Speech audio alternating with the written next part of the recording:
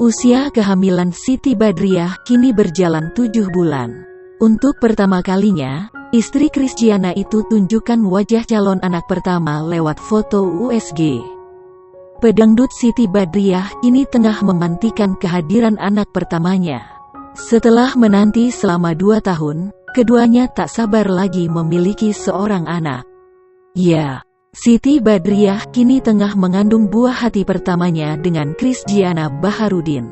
Dalam unggahan terbaru Krisdiana di Instagram, ia membagikan potret USG calon anaknya.